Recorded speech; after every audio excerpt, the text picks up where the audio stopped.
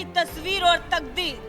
नरेंद्र मोदी ने जब से गुजरात से दिल्ली की तरफ रुख किया है, देश की सबसे पुरानी पार्टी कांग्रेस तो विलुप्त हो ही गई, साथ में क्षेत्रीय पार्टियां भी लगभग खत्म होती नजर आ रही हैं राज्यों में। यूपी पर सालों से राज कर रही सपा बसपा लगभग समाप्त हो गई है। पूर्वोत्तर में जहां बीजेपी कभी आई ही नहीं, मोदी के आने के बाद से ही बीजेपी पूर्वोत्तर में छाई हुई है।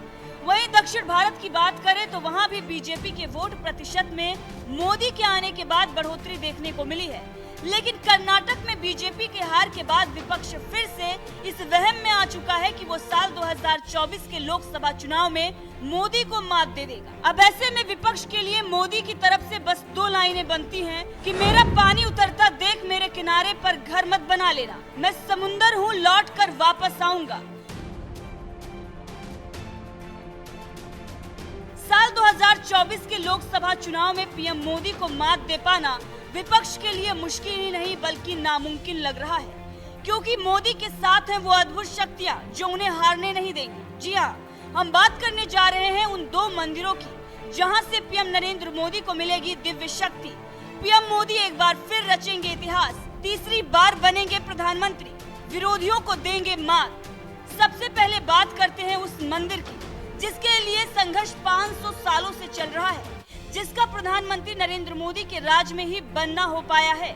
राज्य में योगी और केंद्र में मोदी की जोड़ी हिंदुत्व का परचम लहरा रही है और भगवान श्री राम का भव्य मंदिर अयोध्या में लगभग बनकर तैयार हो चुका है। लोकसभा चुनाव से पहले प्रभु श्री राम भव्य राम मंदिर में विराजमान होंगे और मोदी को उन लाखों करोड़ों लोगों का आशीर्वाद भी मिलेगा जो सालों से राम मंदिर का बाट जो रहे थे। ऐसे कई भक्त हैं जिन्होंने अपनी प्रिय वस्तुओं का त्याग किया हुआ था, वो भी राम मंदिर के लिए। ऐसे में जब राम मंदिर बनेगा तो सोचिए क्या नजारा होगा। ऐसे कई लोगों ने राह देखते देखते प्राण भी त्याग दिए, लेकिन सरकारें आईं और सरकारें गईं। इस मामले में दखल देने से वो बचती रही, लेकिन नरेंद्र मोदी के भाग ने ऐसा चक्र घुमाया कि नरेंद्र मोदी के प्रधानमंत्री बनने के बाद सुप्रीम कोर्ट ने प्रभु श्री राम पर फैसला सुनाया। राम मंदिर जनवरी 2024 में बनकर तैयार हो जाएगा और ये मंदिर ही नरेंद्र मोदी को तीसरी बार पीएम की कुर्सी दिलाएगा। अब बात करते हैं दुनिया के सबसे बड़े लोकतंत्र के मंदिर के बारे में, जो बदलेगा भारत की तस्वीर और तकदीर। पीएम नरेंद्र मोदी को तीसरी बार बनाएगा सिकंदर, और विपक्ष भी इस बात को जानता है कि नया संसद भवन प्रधानमंत्री नरेंद्र मोदी के सपने को साकार करने वाला है। तभी कांग्रेस और आम आदमी पार्टी के साथ साथ विरोधी दल की पार्टियां इसका विरोध कर रही हैं। राहुल गांधी से लेकर कांग्रेस आप के तमाम नेता ये कह रहे हैं कि नए संसद भवन का उद्घाटन प्रधानमंत्री नरेंद्र मोदी को नहीं बल्कि राष्ट्रपति द्रौपदी मुर्मू को करना चाहिए। इतना ही नहीं, नए संसद भवन के उद्घाटन की तारीख को लेकर भी कांग्रेस नाराजगी जता रही है। कांग्रेस का ये मानना है कि 28 मई को वीर सावरकर की जयंती है, इसीलिए बीजेपी ने इस तारीख को चुना है।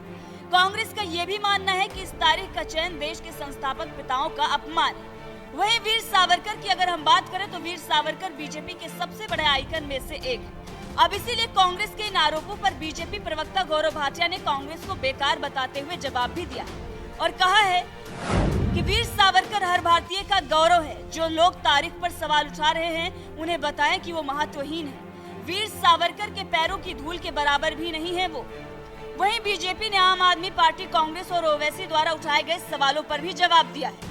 बीजेपी ने रिकॉर्ड का हवाला देते हुए बताया है कि संसद भवन एनेक्सी का उद्घाटन तत्कालीन प्रधानमंत्री इंदिरा गांधी ने 24 अक्टूबर 1975 को किया था। अब ऐसे में विपक्षी दलों को भी मुंहतोड़ जवाब मिल गया है, तो कुछ इस तरह से विपक्ष के सीने पर सांप लौट रहा है। चाहे राम मंदिर हो या नया संसद भवन, दोनों का जमकर विरोध हुआ, लेकिन इस विरोध से कोई फर्क नहीं पड़ा।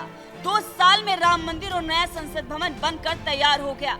और ठीक इसी तरह साल 2024 में प्रधानमंत्री नरेंद्र मोदी को रोकने में विपक्ष नाकाम होगा और मोदी हिंदुत्व का परचम एक बार फिर से लहराएंगे।